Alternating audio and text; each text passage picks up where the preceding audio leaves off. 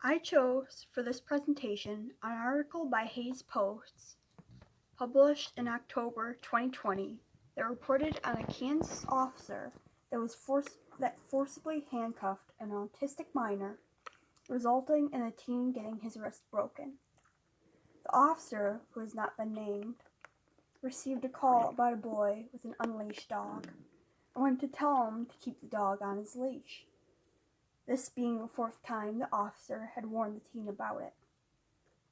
The teen ran, and when the officer caught up to him again, the police officer displayed not a single interpersonal skill, least of all in communication. Instead of communicating with the autistic minor in a clear and respectful way, the officer entered the scene with pepper spray and handcuffs, neither of which should have been necessary. What should have been a non-aggressive and non-confrontational encounter ended with a juvenile injured.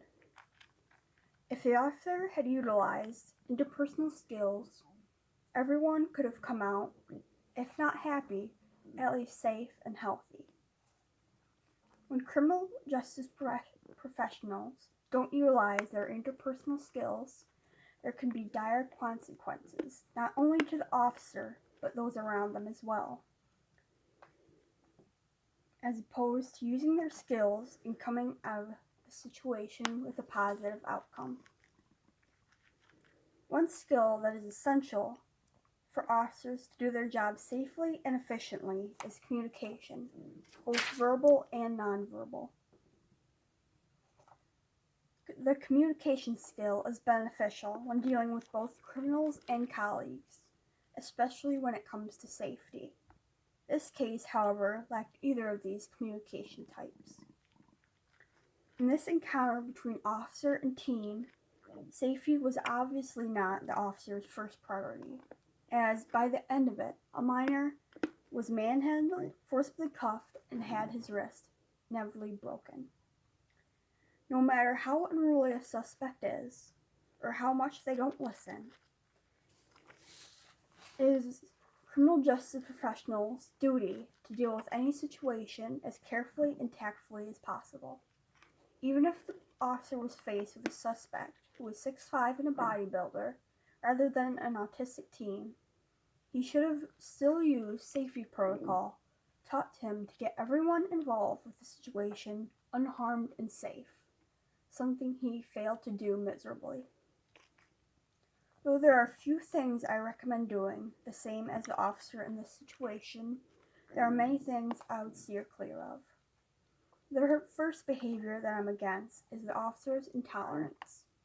When working and interacting with a kid, especially an autistic one, you have to have a sort of patience, which goes double when the minor you're working with has some type of mental illness. Instead of trying to listen and reason with the boy, the officer, after 4 previous encounters, was fed up.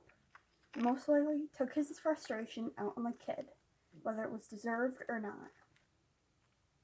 If I was involved in this incident, I would use effective communication skills and conflict management skills, such as I would talk to the parents first.